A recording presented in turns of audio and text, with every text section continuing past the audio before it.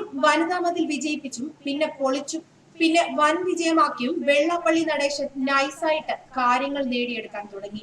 SNDP യോഗം general secretary Vellappally Natesan Devaswom പ്രസിഡന്റായ കണിച്ചുകുളങ്ങര ക്ഷേത്രത്തിന് 3.5 കോടി രൂപയാണ് സർക്കാർ അനുവദിച്ചത്. ടൂറിസം വകുപ്പിന്റെ നേതൃത്വത്തിൽ പിൽഗ്രീം ഫെസിലിറ്റേഷൻ സെന്റർ നിർമ്മിക്കുന്നതിനായി സർക്കാർ 3 കോടി അനുവദിച്ചത്. ക്ഷേത്രങ്ങൾക്കും പള്ളികൾക്കും സഹായം നൽകുന്ന കേന്ദ്ര പദ്ധതിയായ സ്വദേശി ദർശൻ കണിച്ചുകുളങ്ങര ക്ഷേത്രത്തെ തഴഞ്ഞപ്പോഴാണ് സംസ്ഥാന സർക്കാരിന്റെ സഹായം. സെന്ററിന്റെ തറക്കല്ലിടൽ ഈ മാസം 25-ന് മുഖ്യമന്ത്രി പിണറായി വിജയൻ നിർവഹിക്കും. ശബരിമല വിഷയത്തിൽ ഇടഞ്ഞു നിൽക്കുന്ന യോഗം പ്രവർത്തകരെ അനുനയിപ്പിക്കാനുള്ള നീക്കത്തിന്റെ ഭാഗമായാണ് സർക്കാർ ഇങ്ങനെയൊരു നീക്കം നടത്തിയത്. സർക്കാരുമായി അകന്നു നിൽക്കുന്ന NSSന് തിരിച്ചടിയുമായി. ലോക്സഭാ തെരഞ്ഞെടുപ്പിൽ UDF തകർന്നടിയുമെന്നും ഇടതുപക്ഷം ശക്തമായി തിരിച്ചുവരുമെന്നും BJPക്ക് മുന്നേറ്റമുണ്ടാക്കാൻ കഴിയുമെന്നും വെള്ളാപ്പള്ളി 2 ആഴ്ച മുമ്പ് പറഞ്ഞിരുന്നു.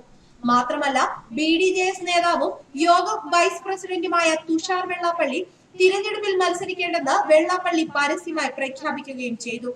അതോടെ ഇടതുപക്ഷത്തിനും സർക്കാരിനും നേട്ടമായി. കഴിഞ്ഞ നിയമസഭാ തെരഞ്ഞെടുപ്പിൽ ഇടതുപക്ഷത്തിന് എതിരായ നിലപാടാണ് വെള്ളാപ്പള്ളി നടേശൻ സ്വീകരിച്ചിരുന്നതെങ്കിലും അവർ വലിയ ഭൂരിപക്ഷത്തിൽ അധികാരത്തിൽ വന്നു. അതോടെ വെള്ളാപ്പള്ളി പതുക്കെ തന്റെ നിലപാട് മയപ്പെടുത്തി.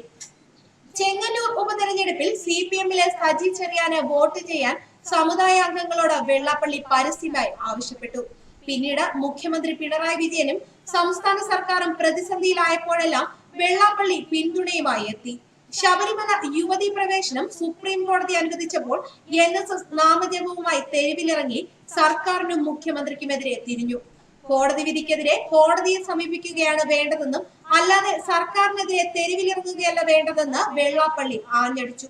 മുഖ്യമന്ത്രിക്കെതിരെ വിമർശനവുമായി എത്തിയ പന്തളം കൊട്ടാരത്തെയും NSS നേതൃത്വത്തെയും തന്ത്രി കുടുംബത്തെയും വെള്ളാപ്പള്ളി രൂക്ഷമായി വിമർശിച്ചു. സർക്കാരിനെതിരെ ശബരിമല കർമ്മസമിതി അയ്യപ്പ സംഗമം സംഘടിപ്പിച്ചപ്പോൾ അതൊരു സവർണ കൂട്ടായ്മയാണെന്നും മാതാ അമൃതാനന്ദമയി പങ്കെടുത്തത് കൊണ്ട് മാത്രമാണ് ജനങ്ങൾ അതിൽ പങ്കാളികളായതെന്നും വെള്ളാപ്പള്ളി ചൂണ്ടിക്കാട്ടി. ഇതെല്ലാം സർക്കാരിന് ധാർമ്മിക പിന്തുണ നൽകുന്ന നിലപാടായിരുന്നു. അങ്ങനെ സർക്കാർ നവോത്ഥാന സംരക്ഷണ സമിതി രൂപീകരിച്ചപ്പോൾ വെള്ളാപ്പള്ളിയെ ചെയർമാനാക്കി.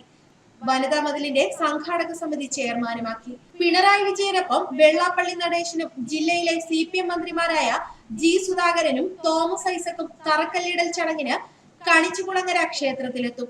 BJPക്കും കോൺഗ്രസിനും വലിയ തിരിച്ചടിയായി ഈ ചടങ്ങ് മാറും. BDJS ഒപ്പം നിന്നിട്ടും കണിച്ചുകുളങ്ങര ക്ഷേത്രത്തെ സ്വദേശി ദർശൻ പദ്ധതിയിൽ നിന്ന് ഒഴിവാക്കുകയും പത്മനാഭസ്വാമി ക്ഷേത്രത്തെ ഉൾപ്പെടുത്തുകയും ചെയ്തത് BJP സർക്കാരാണ്. ന്യൂസ് ഡെസ്ക് മലയാളി വാർത്ത.